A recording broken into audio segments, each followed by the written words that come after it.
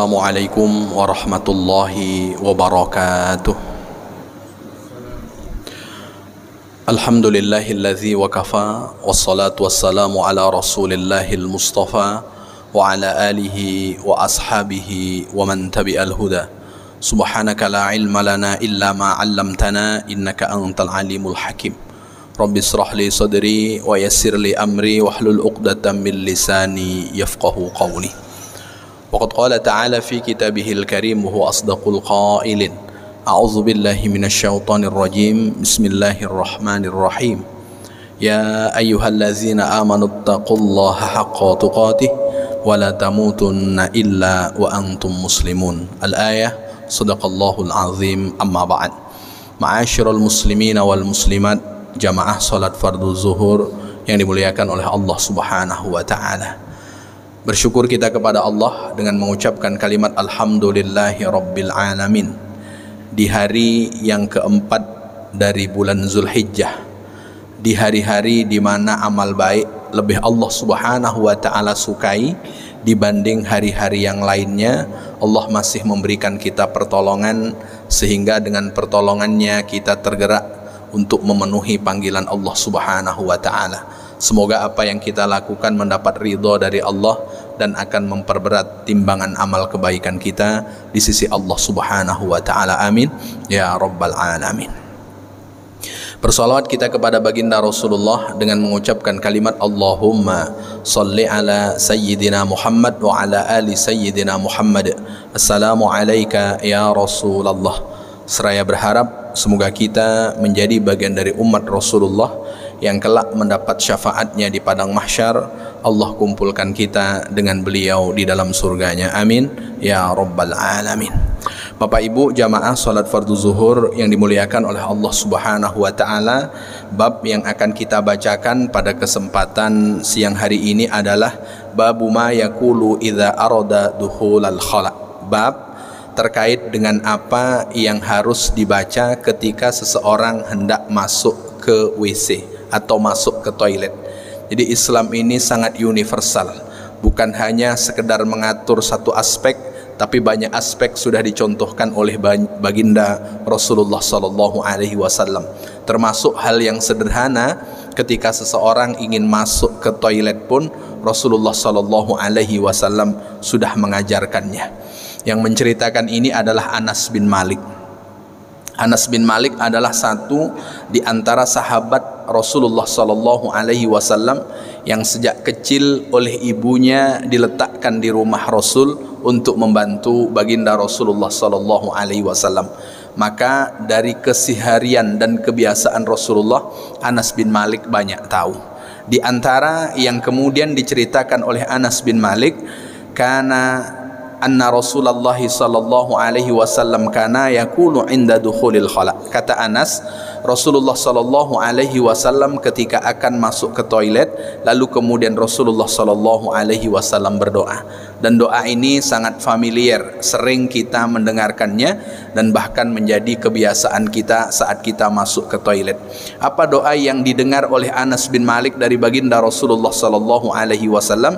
Rasulullah pada waktu itu membaca doa, Allahumma inni a'udzubika minal khubuthi wal khaba'ith. Itu doa yang diajarkan oleh baginda Rasulullah sallallahu alaihi wasallam, memohon perlindungan kepada Allah Subhanahu wa taala dari bangsa setan, baik yang kemudian setan laki-laki atau kemudian setan perempuan. Begitu yang Rasulullah sallallahu alaihi wasallam ajarkan. Karena di antara tempat yang disukai oleh setan adalah toilet. Makanya ketika masuk ke toilet, Rasulullah sallallahu alaihi wasallam mengajarkan kepada kita untuk kemudian tetap memohon perlindungan kepada Allah Subhanahu wa taala. Bahkan diriwayatkan dari Sayyidina Ali radhiyallahu an, Rasulullah sallallahu alaihi wasallam bersabda, "Satruma baina a'yunil jinni wa awrati bani Adam idza dakhalal kanifa ayyakula bismillah."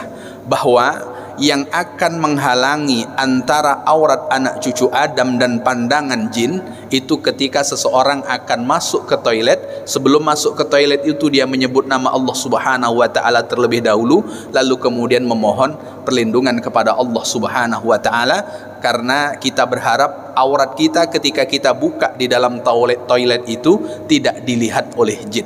Itu yang Rasulullah sallallahu alaihi wasallam sebutkan. Maka kalau kita merasa malu ketika dilihat orang, ternyata ada makhluk Allah Subhanahu wa taala yang kita tak bisa melihatnya, tapi makhluk itu bisa melihat kita. Bahkan sampai ke dalam toilet pun makhluk itu bisa melihat kita. Bagaimana caranya supaya aurat kita tidak terlihat oleh makhluk yang kita tidak bisa melihatnya, yang makhluk itu disebut jin? Maka Rasulullah sallallahu alaihi wasallam mengajarkan kepada kita, sebelum masuk toilet itu baca bismillah terlebih dahulu, lalu kemudian memohon perlindungan kepada Allah Subhanahu wa taala. Rasa malu ini bahkan Rasulullah sallallahu alaihi wasallam sebut satu di antara cabang keimanan. Maka dalam salah satu riwayat Rasulullah sallallahu alaihi wasallam sebutkan, al-imanu bid'un wa sab'una syu'bah. Iman itu lebih dari 70 cabang. Saat Rasulullah sallallahu alaihi wasallam sebutkan iman yang paling tinggi adalah ucapan la ilaha illallah. Iman yang paling terendah kepedulian seseorang untuk membuang sesuatu dari jalan, kalau kemudian tidak dibuang sesuatu itu mungkin akan menyakiti orang lain. Ini tentang kepedulian seseorang kepada sesama agar orang tidak mendapatkan musibah, agar orang kemudian tidak luka. Lalu kemudian kata baginda Rasulullah sallallahu alaihi wasallam, wal haya'u minal iman, dan ternyata rasa malu itu bagian dari iman. Maka kalau sudah hilang rasa malu seseorang, berarti ada bagian dari cabang keimanan itu sedang hilang. Bapak Ibu yang dimuliakan oleh Allah Subhanahu wa taala, sekarang yang sulit untuk kita tanamkan kepada generasi kita adalah bagaimana menumbuhkan rasa malu. Orang sudah tidak malu lagi untuk kemudian membuka auratnya. Orang sudah tidak malu lagi untuk kemudian menampakkan auratnya. Padahal sampai kemudian di dalam toilet pun terhadap makhluk yang kita tak bisa melihatnya, Rasulullah sallallahu alaihi wasallam mengajarkan kepada kita bagaimana supaya makhluk yang tak nampak itu tak melihat aurat kita dengan berdoa kepada Allah Subhanahu wa taala. Lalu bagaimana ketika Allah Subhanahu wa taala cabut rasa malu dari diri seseorang, sehingga meskipun kepada orang yang dia bisa melihat dan orang itu bisa melihat, orang tak sungkan untuk kemudian membuka auratnya, orang kemudian tak risih membuka auratnya. Maka padahal Rasulullah sallallahu alaihi wasallam menyebutnya rasa malu itu bagian dari iman. Semoga Allah Subhanahu wa taala titipkan kepada kita rasa malu, dan dengan rasa malu itu kita berusaha untuk menutup aurat kita. Dan orang-orang yang menjaga kehormatan dirinya, satu di antara orang yang dirindu oleh surga Allah Subhanahu wa taala. Bapak Ibu yang dimuliakan oleh Allah Subhanahu wa taala.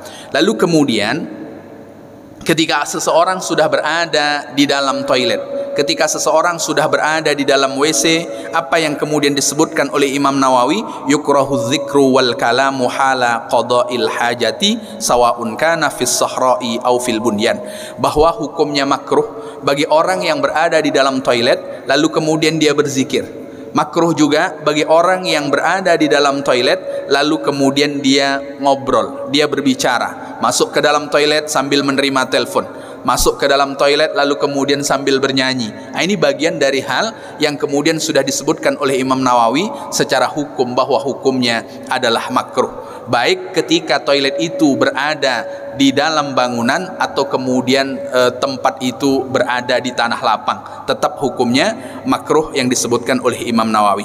Bapak Ibu yang dimuliakan oleh Allah Subhanahu wa taala. Lalu kemudian bagaimana dengan seseorang ketika berada di dalam toilet lalu kemudian dia bersin? Karena di antara orang ketika bersin dianjurkan untuk kemudian memuji Allah Subhanahu wa taala. Dia sedang berada di dalam toilet lalu kemudian dia bersin, la yahmadullah ta'ala, maka disebutkan bahwa yang bersangkutan tidak perlu memuji Allah Subhanahu wa ta'ala. Dan kemudian bagi orang yang berada di dalam WC juga tak perlu kemudian mendoakan ketika mendengar orang yang bersin. Begitu juga bagi orang yang ada di dalam toilet lalu kemudian ada orang mengucapkan salam dari luar, maka salam itu kemudian tidak perlu dijawab. Bapak Ibu yang dimuliakan oleh Allah Subhanahu wa ta'ala, ketika seseorang masuk ke toilet, karena ketika sesuatu itu ingin keluar kita tak bisa pula mengatur jamnya, lalu kemudian azan berkumandang. Saat kita berada di dalam toilet dan pada waktu itu azan sedang dikumandangkan, maka kita juga tidak dianjurkan untuk menjawab azan tersebut. Tidak dianjurkan untuk menjawab azan tersebut. Maka bagaimana caranya ketika seseorang bersin dan dia sedang berada di dalam toilet, sementara dia tidak dianjurkan untuk memuji Allah Subhanahu wa taala?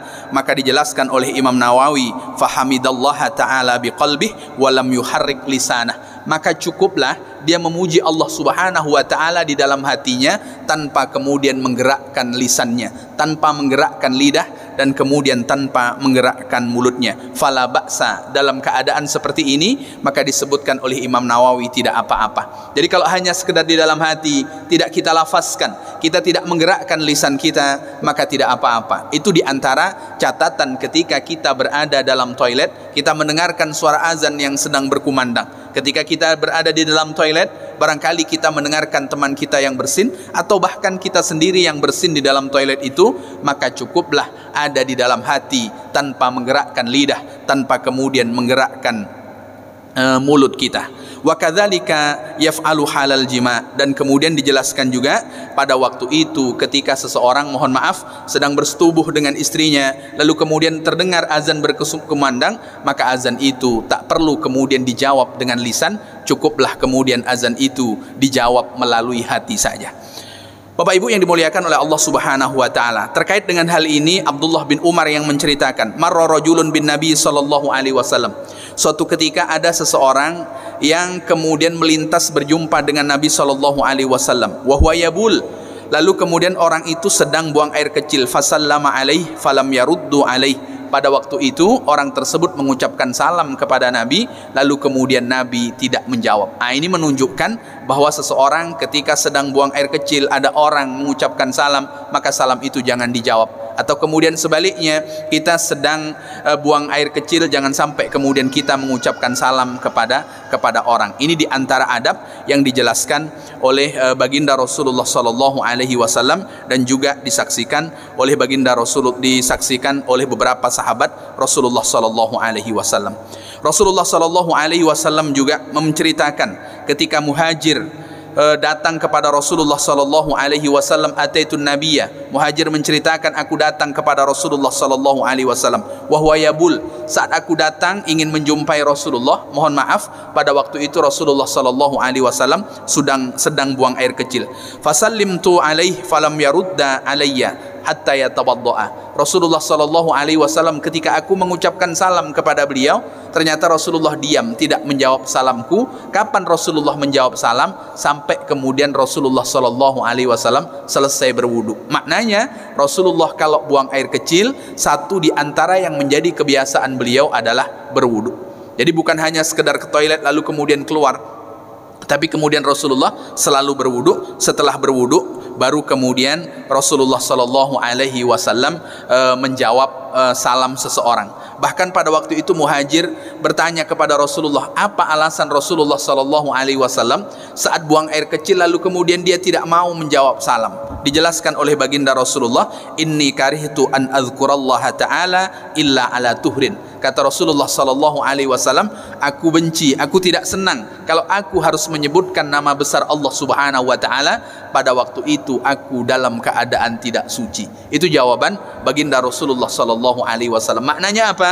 Rasulullah ketika berzikir kepada Allah Subhanahu wa taala, menyebutkan nama Allah Subhanahu wa taala, Rasulullah sallallahu alaihi wasallam senang kalau kemudian pada waktu itu Rasulullah sallallahu alaihi wasallam sedang dalam keadaan suci. Maknanya mengajarkan kepada kita, kalau kita berzikir, kita menyebutkan kalimat-kalimat baik, maka satu di antara etika yang kemudian kita berusaha untuk sama-sama melakukannya, bagaimana kemudian kita dalam keadaan bersuci. Semoga beberapa hal yang kita bacakan pada kesempatan siang hari ini bermanfaat, menambah amal kita, sehingga kita menjadi orang-orang yang dihitung berusaha menghidupkan, mencontoh baginda Rasulullah dalam kehidupan kita, sehingga kita kelak berhak mendapatkan syafaat dari beliau di padang mahsyar. Amin ya rabbal alamin. Barangkali demikian tutur kata yang tak berkenan, saya mohon maaf. Sama-sama kita tutup dengan doa kafaratul majlis.